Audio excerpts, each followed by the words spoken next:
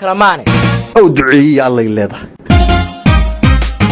فلارتي إركلو جني ويدا سوفوررتي نيويلبو في رباليري مدى إساقو فلارتاس إركلو جني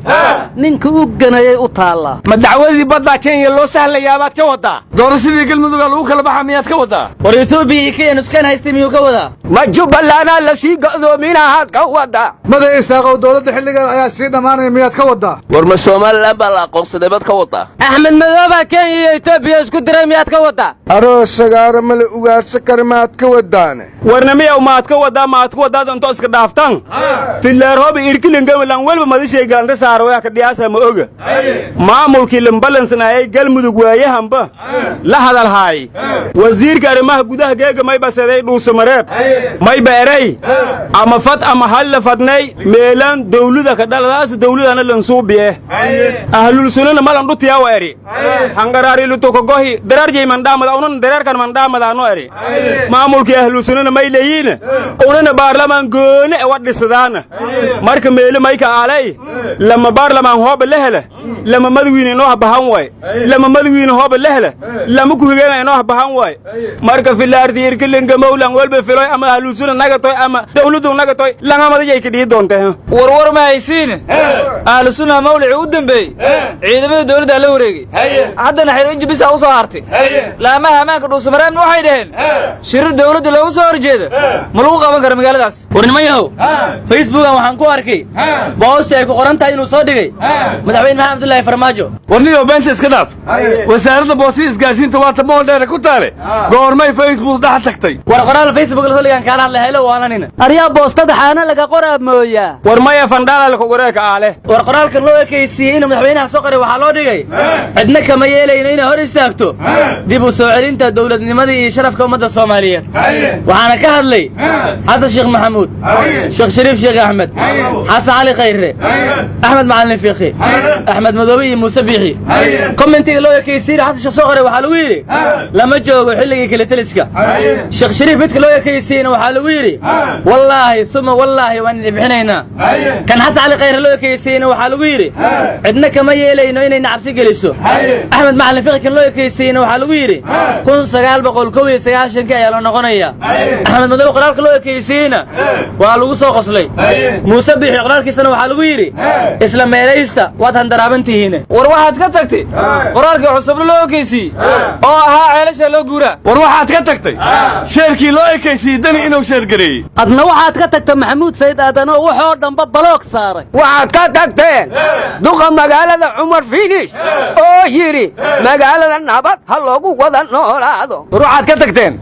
jaamac iswaalo twitterkiisa ku soo qoray we have to work political stability together warnamiya lafta garan laagi saariya ka tabteen horta laakiin ma siin lahaa hawl kama daali weli waa hogadi hawl kama daali weli waa hogadi warwar ma haysan maanta waxa kulmay labada gole ee baarlamaanka waxayna ka doodeen habraaca ansixinta dastuurka warwar ma haysiin gudoomiyaha guddiga dastuurka labada aqal senator Cabdi Qaydiid oo hadda wuxuu yiri intuu sulbuunku nagu yeerin aan meel marin dastuurka si loo gudbo doorasho dadban doorasho jiifta doorasho taagan iyo doorasho farida dastuurka yaa diidan dadooda qaba yaa waayane jaamacadda ma la furay asxaabay labada maalmood kaamirada iga hadlaysan wanaga aamusa magaaladii aba qudaartii qaaliyowday war adeer walla weynay maanta annagana dul taallaaye akuugu taagnaato war misla meeraysanaysaan wareele miyaad isku dawaqdeen waxa dul saaran heeska qaadeen beeshii caalamka ee maalin walba aad noo sheegi jirteen ma aqoonsiyeedin siiyeen war aqoonsi waaye amar xoogaabana dul dhigeen waxaana yidhaahdeen waa inay degdeg u qabataa doorashada golayaasha guurtida iyo wakiilada wax kororsi laydhaana oo lagu kordhisana maba garanayna yidhaahdeen marka afkuba waa islaafsan yihi arqoodhanow Soomaaliland berig war makaasida aniga dhagayso mas'uuliyiinta xisbiga wadani waa la soo deeyay liinta xabsiga lagu cabayna dhanaan waxay dhaheen warwar ma haysan Faysal Cali Waraabo wuxuu yiri 20 sano ayaan raadinay cid aan ku aamino hogaanka xisbiga oo cid maskiin waa dhibtooyey warnimiyow lamba meela lahaw yahay caasimadii koonfur galbeed oo baraa wahayti halko jida lahayti jidkii sugahayn rooba gooya leeri go'dan fii wanagati tuulo afgooy dhiniyaasha kayaalona mayli lahaayay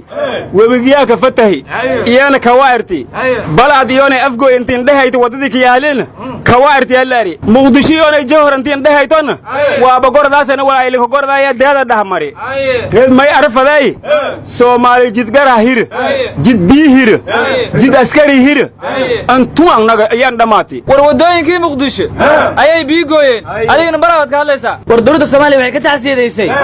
askartii Faransiiska uga dhimatay Maali allah u naxariisto ma ku dareen waa ku daba jirnaa ma dhaheen TL saliili dukum daakum lika dhigi ka hadaleena waradartiisa badaryeele ayaa tu kala ku daree maxaa Faransiiska idin geeyay tiinaba idin haysatee waraana waa waalateene askarteena dawladda waa looga taxsiyeena maana iyadu ka taxsiyen mayso faransiisku muga xoolamiya asaguba ma ka soo taxsiyeeyo askartaanya arnimiyow maysin warsadey taasiisa dagu amasdeengu wartooka biltooka way aroosaas ma aha oo jacmee dumaani attee aa lagu yidhi warsaas ma ahana ninba maalintiisa madfac loo ridaa waaye warsaas mee moodooba koyb lamba maalintiisa mareed likadu duubeew waryaha askarta Faransiiska sanduuqa la geliyey war waxaa la yidhi caasimad halbowlaha waddankana u hooyaa inta horumarkeedii gobollada ka hoos yahay oo haybadeedii hoy geeriyaad iyo halis iyo dhibaatiyo hadimo u sawiran tahay dakhli loo huraahina heenhaansi weel iyo reerreeb hambaa iyo hoorhoorsi weli yahay qarannimo maxaa helay cidna haybin maayee hadal iyo dhammaantiis shacabkow ha lagu yidhi dhereg iyo hamuun iyo hodan iyo faqiirnimo waxaa laba habnololeed la isugu hareer dhigay kala howlbadnaashaha aadmigu ku kala haray dunidana hankiisuu qof kastaa ka helaya muqdishona habsaankiiyo oonkiiyo haraadkiiyo holoc iyo kulaylkiiyo aanfadu had iyo jeer hidaraaci mayso habaar waalid maahoo lama dhalan halaaguye waydnaan hawoonnine hantidiiyo awooddiiyo taladiiyo hoggaankiiyo hadafkiiyo ujeedkiiyo himiladiiyo guushaba adinka isku haystee hagrashada siyaasiga la iskuma halleeye ishabeeya oo kaca waxaa kaloo hore loo yidhi habartay ma joogto waxii hore horay mayso cidahana hoyaad kama helo haybsa ma aqaane ilaahow hashaan maali jira hayga habaaqsiinina war guddiga doorashooyinka ee baarlamaanka warbixinay soo gudbiyeen waxay yidhaahdeen cid kastoon la kulannaa waxay noo sheegtay inaan doorasho qof iyo codihii dhici karin warnimada Yuusuf Garaad wuxuu yidhi siyaasi kasta oo sheegay in Soomaaliya ay 2020 qaban doonto doorasho xor oo xalaal ah qof iyo cod ah oo muwaadin kasta uu deegaankiisa cod ka dhiibto wuxuu u gafayaa garaadka shacabka ama ka darane waa mid maldahaya dan guracan oo aanu karin inuu dadweynaha u fasiro war Cabdiraxmaan Cabdishakuur wuxuu yidhi madaxweynayaashii hore dalka Xasan Sheekh Maxamuud iyo Sheekh Shariif aad bay u dulqaad badan yihiin maadaama ay la kulmeen madaxweyne Farmaajo Nairobi ku soo aflagaadeeyay ka horna meelay maraan u diiday doorashada uu leeyahay xisbiyaan kala tashanaya ayaga la soo qayb gala Farmaajana waa riwaayad sababtoo ah dastuurkiina ma dhamaystirna amni buuxana lama haysto maxkamad dastuuriyo haddii lagu murmo doorashada kala saaraysa dadkuna ma dhisna war Cabdiraxmaan Cabdishakuur wuxuu yidhi ra'iisul wasaare ku-xigeenka siduu noo lahaa xisbi weyn ayaan soo wadnaa ilaa hadda waxba ma aragno dastuurka yaa diidan dastuurka yaa diidan war yaa dastuurka kalamaan u xil saaray waa yaabe wasiir xosha u dhintay Allah u naxariiste kalamaane idinka waa ladin falanfila waryaa uni firinfirniisha ay u kortay aryaama beeraan habuga nala falanfila